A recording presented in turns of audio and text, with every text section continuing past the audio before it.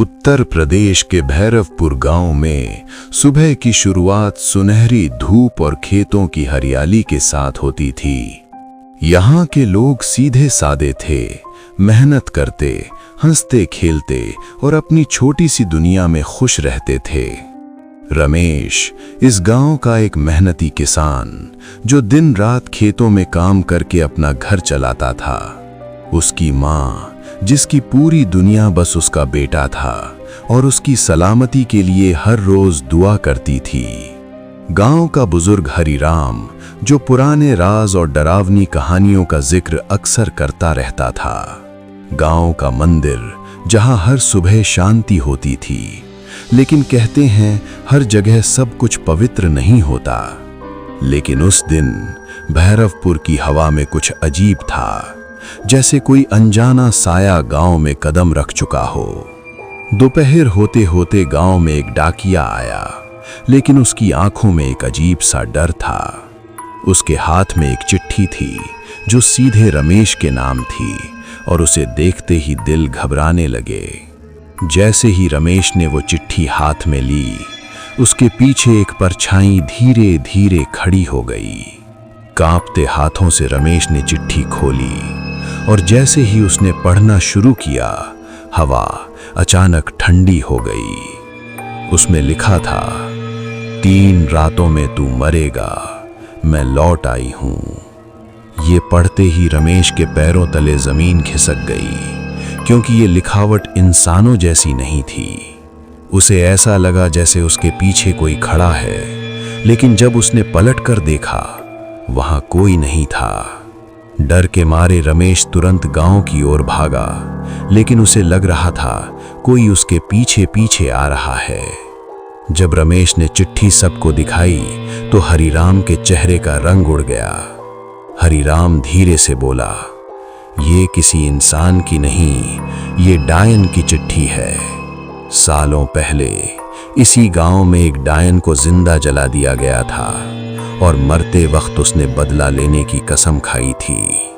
कहते हैं उसकी आत्मा आज भी जिंदा है और वो वापस आने का इंतजार कर रही थी। और अब वो इंतजार खत्म हो चुका था, क्योंकि उसकी पहली रात शुरू हो चुकी थी। भैरवपुर में रात उतर चुकी थी और हर तरफ एक अजीब सा सन्नाटा फैल गया था। रमेश अपने घर में अकेला बैठा था। डर उसकी आंखों में साफ नजर आ रहा था। तभी दरवाजे पर किसी ने धीरे धीरे खरोचना शुरू किया। हर खरोच के साथ रमेश का दिल तेजी से धड़कने लगा, जैसे मौत दरवाजे के बाहर खड़ी हो। दरवाजे के नीचे से एक परछाई दिख रही थी जो इंसान जैसी नहीं थी। अचानक दरवाजे पर जोरदार धमाका हुआ, जैसे कोई उसे तोड़कर अंदर आना चाहता हो। डर के बावजूद रमेश धीरे धीरे दरवाजे की तरफ बढ़ा और कांपते हाथों से कुंडी पकड़ी। जैसे ही दरवाजा खुला, एक तेज हवा अंदर आई और बाहर सिर्फ अंधेरा था। और तभी अचानक उसके सामने एक भयानक चेहरा उभर आया, लाल आंखें और डरावनी मुस्कान। रमेश डर के मारे पीछे गिर पड़ा और उसकी परछाई इंसान से कहीं ज्यादा लंबी हो चुकी थी। वो अब घर के अंदर आ चुकी थी। उसकी चाल इंसानों जैसी नहीं, बल्कि किसी शैतान जैसी थी। रमेश डर के मारे पीछे हटने लगा, लेकिन वो चीज हर कदम उसके करीब आ रही थी। धीरे धीरे उसने अपना चेहरा उठाया और उसकी मुस्कान किसी मौत से कम नहीं थी। रमेश की आंखों के सामने अचानक पुराने दृश्य घूमने लगे, जैसे कोई उसे अतीत दिखा रहा हो।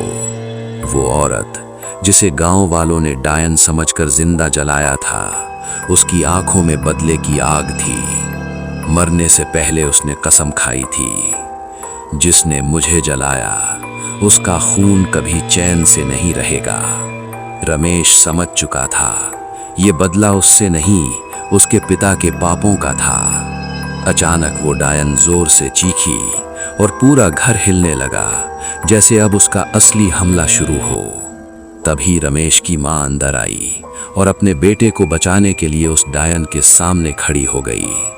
लेकिन डायन ने उसे गर्दन से पकड़ लिया और हवा में उठा दिया, जैसे उसकी जान अभी निकलने वाली हो।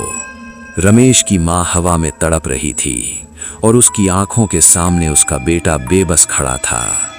रमेश अब डर से नहीं, गुस्से से भर चुका था और वो सीधे उस डायन की तरफ दौड़ पड़ा।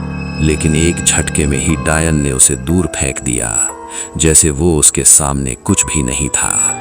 तभी हरिराम वहां पहुंचा और उसके हाथ में कुछ ऐसा था जो उस डायन को रोक सकता था। उसने जोर से भस्म फेंकी और अचानक रोशनी और अंधेरे की टक्कर शुरू हो गई। डायन दर्द से चीख उठी, उसका शरीर टूटने लगा, जैसे उसका अंत करीब हो। रमेश अपनी माँ के पास भागा, उसकी सांसें धीमी हो चुकी थीं। आखिरी चीख के साथ डायन धुएं में बदलकर गायब हो गई, जैसे वो कभी थी ही नहीं। अगली सुबह भैरवपुर फिर से शांत था, जैसे सब कुछ खत्म हो चुका हो। लेकिन जमीन पर पड़ी वो चिट्ठी अब किसी और नाम से लिखी जा रही थी, हरिराम।